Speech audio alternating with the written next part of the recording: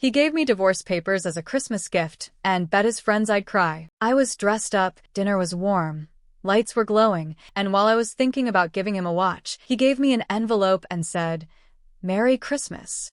Then he laughed, told me he placed a bet that I'd break down, cry, and come crawling back. He really thought that would be the end of my story. But instead of crying, I packed a single bag, took the last $38 I had, and left without a word. No plan.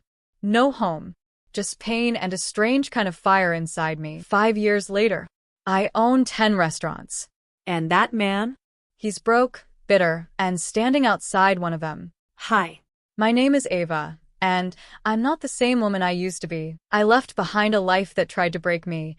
And maybe, just maybe, you've been there too. This is my story. Every word comes from a place I fought hard to reach. Before we begin, tell me, where are you watching from? Because, right now, I'm standing in the heart of my own journey. Not as a victim, not as a runaway, but as the proud owner of 10 restaurants. And I can't wait to show you how I got here. Let's start. I always loved Christmas mornings. That soft, sleepy magic in the air. The smell of cinnamon rolls in the oven. The quiet thrill of gift wrapping rustling under the tree. This year, though, the air felt off. Jason was smiling too wide. Like he knew a secret and couldn't wait to see my face when I found out. I sat down on the couch in my red pajamas, heart fluttering a little. He handed me a box, long and flat, the kind that usually holds jewelry. Maybe a necklace, I thought. Maybe something special for once. After all, we'd had a rough year. Maybe this was his way of saying sorry. That's what I told myself. But when I lifted the lid, the room changed. Inside, under layers of gold tissue paper, were divorce papers.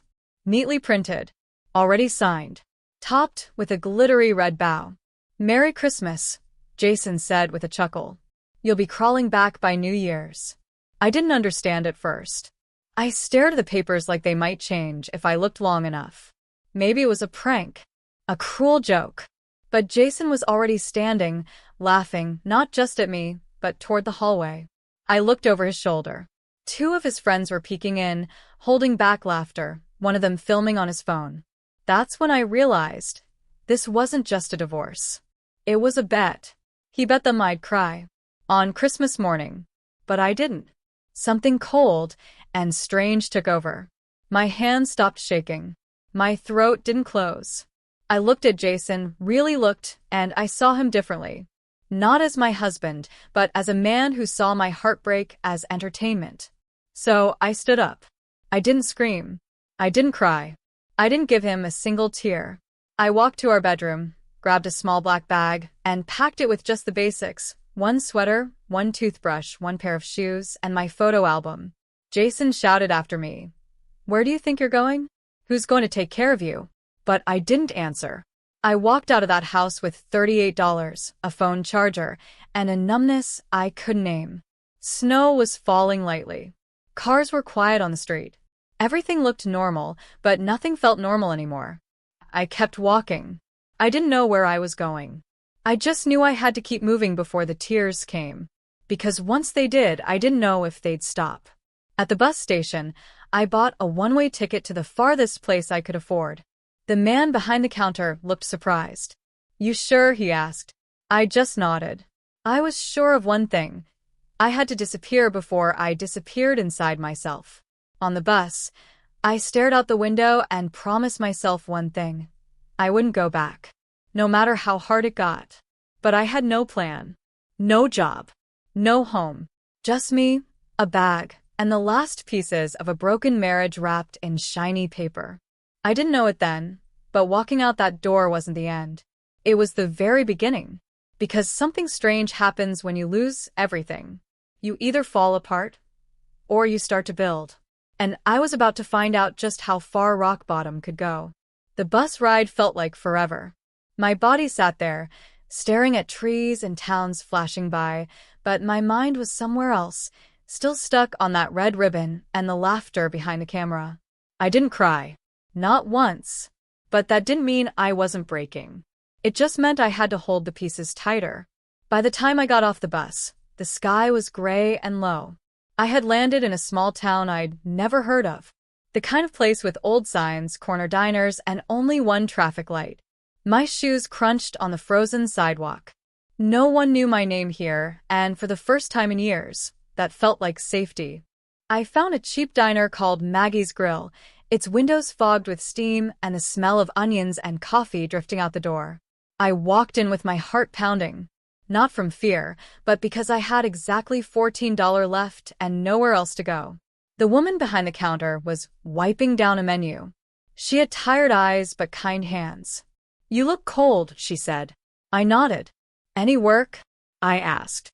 My voice sounded small, like it hadn't been used in days. She looked at me. Really looked. Then pointed toward the kitchen. "Dishes. Pays bad. Hours are worse. But it's warm back there." That's how I met Maria, though I wouldn't learn her name for 3 more days. The back of the diner was greasy, loud, and smelled like burnt bacon. The sink was piled high with plates, and my apron got soaked in the first 10 minutes. But I didn't stop. I scrubbed like I was cleaning more than dishes, like I was scrubbing away everything Jason ever said about me. I slept in a tiny boarding room above the diner. Just a narrow bed, one window, and a buzzing heater that barely worked. But it was mine. No one yelling. No one laughing at me. Just silence. And that silence was the hardest part. I didn't speak for 7 days. Not a single word. Not to Maria. Not to the waitresses. Not even to myself. My throat worked just fine. But it was like something had closed inside me. Something afraid that if I opened my mouth, the sobs would pour out too loud to stop.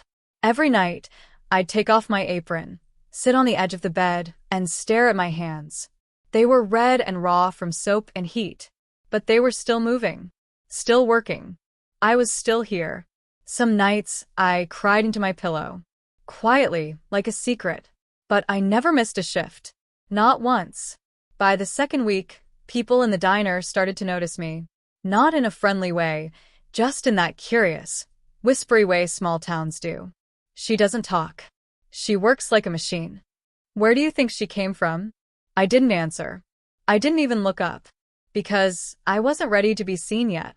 But even in silence, something was happening. Something small. A shift I couldn't name. I started folding napkins into birds, tiny paper cranes I'd tuck behind the counter.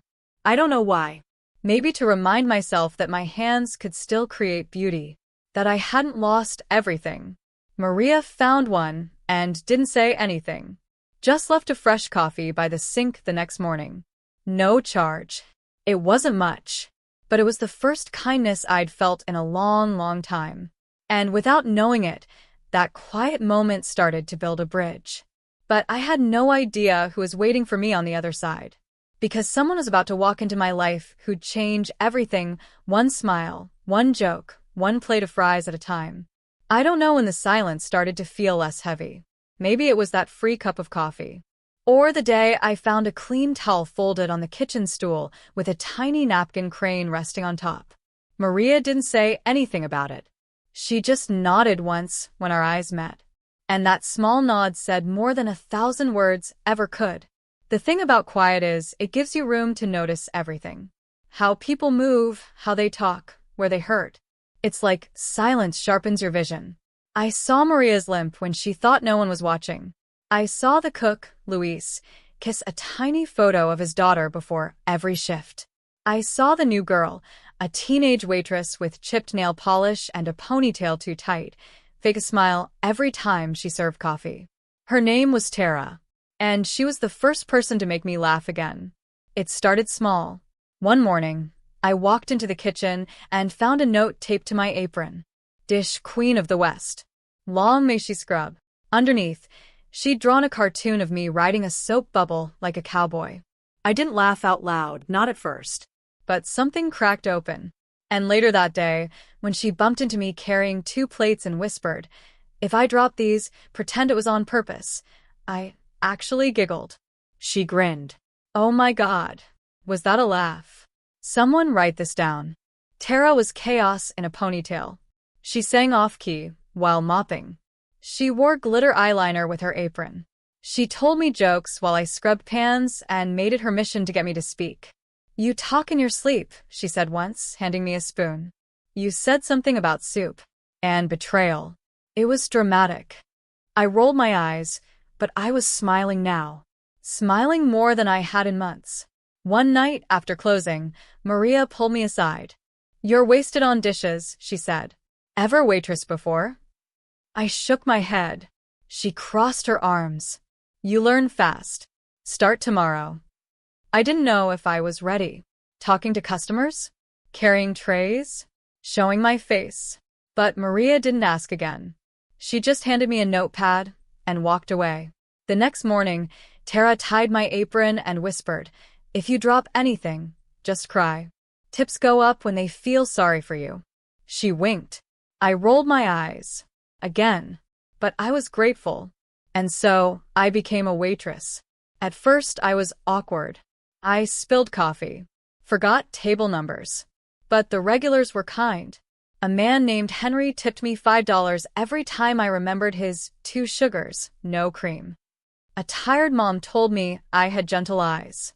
Even the grumpy guy in the corner started leaving smiley faces on his receipts. Bit by bit, I started speaking again. 1 word. Then 2.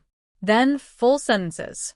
Like my voice had been hiding under layers of soap and fear, waiting for the right moment to rise. And that's when he walked in. He came every Tuesday. Sat at the window. Ordered the same thing. Grilled cheese, tomato soup, and black coffee. He was tall, wore glasses, and always carried a little brown notebook. The first time I served him, he barely looked up. But the second time, he left a note on the napkin. Best grilled cheese I've had in 10 states. And your smile makes it warmer. I didn't know how to feel. It had been so long since someone noticed me like that, not as a project, not as a joke, but as a person. A woman. The next week, he asked for my name. Ava. I told him, and it felt like claiming something back. His name was Eli. He was a freelance writer, traveling town to town, writing stories about people who don't get written about. That's how he put it. I asked, why here? He smiled. Because something about this place feels like a story that's about to start. I didn't tell him mine. Not yet. But I started to wonder, what if he was right? Then one night, after closing, Maria said something that changed everything. You ever think about doing something for yourself, Ava? Like your own thing? I blinked. Like what? She shrugged. A food cart. Small menu. Low cost. You've got the work ethic. And you make the best grilled cheese in town. I laughed. I actually laughed. Me? Run something? But that night, as I lay in bed staring at the ceiling, a wild thought crept in. What if I could? What if this tiny town, this noisy diner, this secondhand life, was just the beginning of something bigger? And what if the girl who once got laughed at for leaving was about to give people a reason to line up? That night, I couldn't sleep. Not because I was scared, but because for the first time in years, I wasn't. Maria's words kept spinning around in my head. You've got the work ethic. Your own thing. A food cart. I stared at the ceiling, listening to the radiator click and hum, and thought about grilled cheese. About soup. About people's faces when they tasted something warm on a cold day. I thought about how food had helped me survive. Maybe it could help me live. But dreaming was free. Starting something wasn't. The next day, I pulled Maria aside. Were you serious? I asked. She nodded. Dead serious. In fact, I've got a friend who sells old carts. Might give you a deal if I ask. I didn't say yes. Not right away. But I didn't say no either. A week later, I stood in front of a beat-up silver food cart parked behind the diner. The paint was peeling. One wheel squeaked. The sign on top said Tina's Tacos, with half the letters missing. It looked awful. It looked perfect. I can't afford this, I whispered. That's when Eli stepped forward. He handed me a folded envelope. Consider it a loan, he said. Not a gift. You'll pay me back once the town falls in love with your grilled cheese. I opened the envelope. It had $2,000 inside. My hands shook. I can't take this, I said. You already did, he smiled. Now go change the sign. And just like that, I became a business owner. I named it Grace and Grit. Two things I had learned to carry. The menu? Simple. Grilled cheese and tomato soup. One combo. No substitutions. No drama. Just warmth in a paper bowl. Opening day was rainy. The kind of rain that soaks through your socks and makes your bones cold. No one came. Not one customer. I stood behind the cart with my apron on, soup steaming behind me, and felt the doubt rise. What was I thinking? I didn't have a business degree. I didn't even have an umbrella. The next day, I added a twist. Something no one expected. I wrote a note. Just a short one. Today might be hard, but you're still standing. I folded it and slipped it into the first customer's bag. They came back the next day. And the next. With friends. Not just for the grilled cheese. For the notes. Soon I was writing 5 a day. Then 10. Each one different. Some were funny. Some were hopeful. Some were lines I needed to hear myself. You are not behind. This isn't the end. Healing looks good on you. People began lining up, not just for food, but for a little piece of something personal. Maria smiled when she passed. Told you, she said. Tara bragged to every customer. I trained her, you know.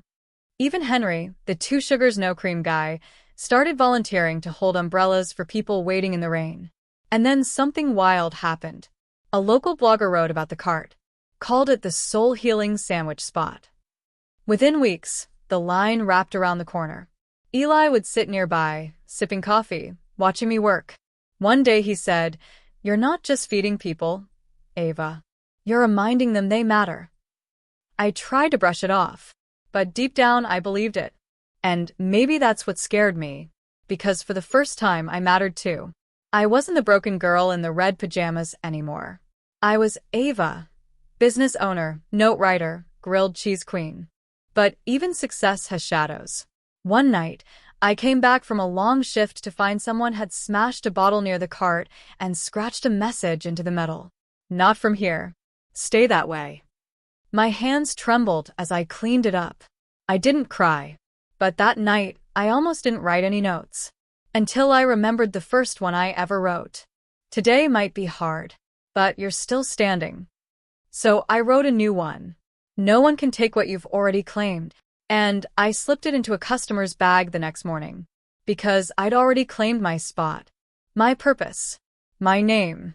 But deep down, I wondered what happens when you've built something real, something that matters, and the past comes knocking again? And what if that knock comes on Christmas Eve from the last face you ever wanted to see? 5 years passed, but I still woke up early every Christmas morning. Not because of excitement, not anymore, but because that day always started with a memory. The red ribbon. Jason's smirk. The silence that followed. But now I woke up to something else too. A clipboard. A delivery schedule. 10 locations under the name Grace and Grit, each with a line out the door and a jar full of handwritten notes on the counter. My face wasn't on any billboard. My name wasn't in magazines. But people came for my food, my words, my story, even if they didn't know it. And yet, for all that I'd built, one piece of me still felt unfinished. Not broken, just quiet, like an attic door that hadn't been opened in years. That's probably why the envelope hit me so hard. It came in the mail 2 weeks before Christmas. A soft cream invitation with cursive writing. I almost tossed it until I read the line at the bottom. Hosted by Jason and friends. A holiday reunion. A then versus now kind of gathering. The same town. The same people who watched me fall. Maybe even the same room where it happened. I stared at the RSVP card for a long time. My fingers hovered over the trash can. But I didn't throw it away. I didn't answer either. Instead, on Christmas Eve, I got into my car and started driving. Not to the party. Not to prove anything. Just back. Back to the street where it all ended. The house still stood, same peeling paint, same bent mailbox. But the car in the driveway was different. Older. Rusted. The lawn was brown and patchy. No lights on the windows. No tree glowing through the curtains. Jason was outside. He was thinner now. Unshaven. Smoking a cigarette with one hand in his pocket, like he was trying to stay warm from something colder than winter. He didn't see me at first. I sat in the car, hidden behind the wheel. For a second, I thought about leaving. But then he turned. And everything stopped. His eyes met mine, and he blinked like he wasn't sure if I was real. Then he stepped closer. I got out slowly. I wasn't scared, not anymore. Just ready. Ava? He said, like the name tasted unfamiliar in his mouth. You look different. I smiled. Not wide. Not proud. Just enough. I said. He laughed, but it didn't reach his eyes.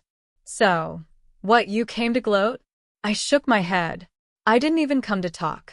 He ran a hand through his hair. You didn't cry, huh? I remembered that moment so clearly. The bet. The camera. The twisted joy in his voice. And now here he was, with no job, no ring, no audience. Just a man staring at a chapter he didn't think I'd ever get to write. I looked at him one more time, then turned, walked back to the car and opened the door. Wait, he said. Can we talk? Just for a minute. I paused. Not because I wanted to say yes, but because the part of me that once begged for his attention needed to hear how silence felt from the other side. But I didn't answer. I just smiled. And that smile, that was it. That was the ending he never expected. No fight. No tears. No speech. Just me. Whole. Alive. Unbothered. I got in the car and drove away. Past the mailbox. Past the memories. Past the girl I used to be. And as the house faded in my rearview mirror, I whispered to myself. That smile was never for him. It was for me. But even as I drove, something tugged at me. A quiet thought I hadn't admitted in years. Not regret. Not revenge. But a question. Had I ever truly said goodbye to the girl I used to be? And, if not, maybe it was time. I didn't drive far after I left Jason's house. Just enough to reach a little overlook where you could see the lights of the town twinkle beneath the snowy hills. I parked the car, turned off the engine, and let the silence settle. It wasn't the silence that used to hurt. The one that felt like being erased. This silence felt like a warm blanket, soft, still, complete. I thought about what Jason said. You didn't cry, huh? Back then, I didn't cry because I was frozen. Hollow. Humiliated. But now, I didn't cry because I'd outgrown the wound. I sat there watching the town breathe beneath the stars. Somewhere down there, Grace and Grit was closing for the night. Maybe Tara was still wiping down tables. Maybe someone just read one of my notes and smiled through their own storm. And I thought, this is who I became. Not loud. Not perfect. Just real. Whole. Enough. Then headlights pulled into the overlook behind me. I looked in the mirror, not in fear, just instinct. It was Jason. He stepped out slowly, like even he wasn't sure what he was doing. I stayed seated. No panic. No rush. Just stillness. He tapped on the passenger window. I rolled it down halfway. I didn't follow you, he said quickly. I just needed to talk. I said nothing. Just looked at him. He shifted awkwardly. I lost the job 6 months ago. Things haven't been great. Guess that's obvious. I said nothing. Because it didn't matter. He sighed. I was stupid back then. Thought it was funny. Thought you'd beg to come back and it'd give me control, or something. I raised an eyebrow. That word, control, was more honest than I ever expected him to be. I didn't know you'd disappear, he went on. Or that you'd become someone. His voice cracked on that last word. I watched him. Not with anger, not with pity, just with clarity. He wasn't here for me. He was here for closure. And for the first time, I realized I didn't need it from him. He took a step back. I know you probably hate me. I didn't reply. I just wanted to say sorry. Not to fix anything. I know I can't. I just thought maybe if you heard it, you'd stop hating me so much. That's when I finally spoke. I don't hate you. He blinked. You don't. I shook my head. Hating you would mean you still matter. He stepped back like the words stung. But I wasn't trying to hurt him. I was just telling the truth. And the truth had become easy to carry. He laughed quietly. You're different. I looked at him one more time. This man who once bet I'd break. who thought tears meant weakness and silence meant surrender. This man who now stood in front of me, small in the shadow of the life I built. And all I did was smile. Not cruelly, not triumphantly, just a soft, settled smile. Because the truth was, he didn't break me. He revealed me. And that version of me? She was never going back. I rolled the window back up, started the engine, pulled out slowly, like I had all the time in the world. And I did. As I merged back onto the road, the town lights blurred in the distance, and my reflection in the rearview mirror looked free. Not victorious. Not vengeful. Just done. There were no speeches. No last words. No tearful confessions. Because sometimes the greatest power isn't in what you say. It's in what you don't. And in that moment, I finally understood what that Christmas morning had taught me. It wasn't about crying, or staying strong, or proving anyone wrong. It was about choosing who you become after the worst thing happens.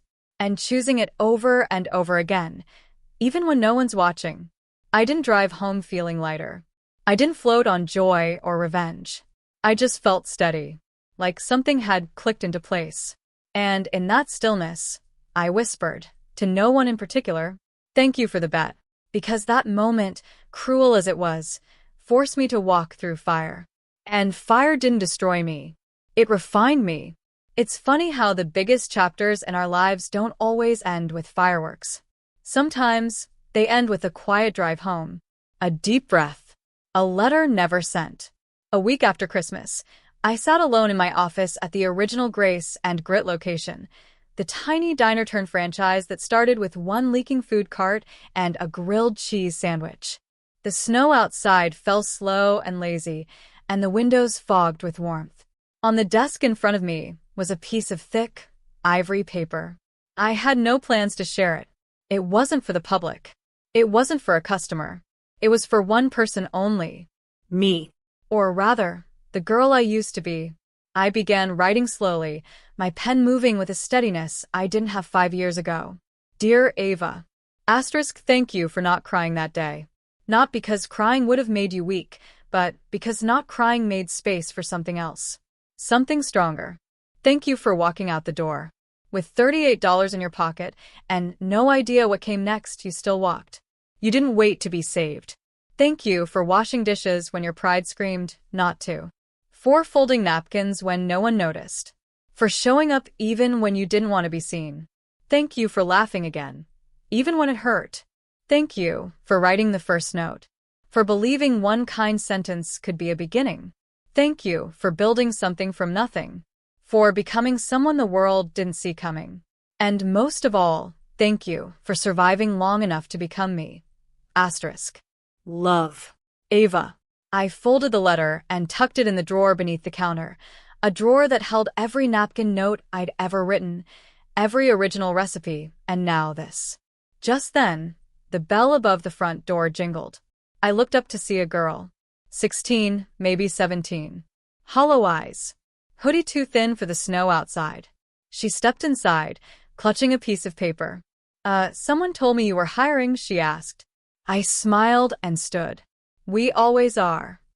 I walked her to the back, showed her where the aprons were, where the towel rack sat, and the sink that never quite stopped dripping. As she stood there, nervous, quiet, like a ghost of a past I knew too well, I reached into the drawer and pulled out a clean napkin. I handed it to her with a marker. Write your name, I said gently. First step to making it yours. She hesitated, then wrote, Lena. I smiled and tied the apron around her waist. Stick around, Lena. We all start somewhere. She looked up at me, confused by my calm. Maybe she expected rules or pressure or paperwork. But what I saw was a beginning. And maybe one day, she'd write her own letter. To the girl she used to be. Because that's the thing about healing. It doesn't always need an audience. Sometimes it just needs a shift, a smile, a note, or someone who remembers how it feels to begin again. And now it was her turn. If that story moves something in you even a little, then I think you'll really connect with this next one. It's about a woman who discovers a secret her husband left behind, something that changes everything she thought she knew about love, loss, and second chances. Go ahead, click here, and let the next chapter begin.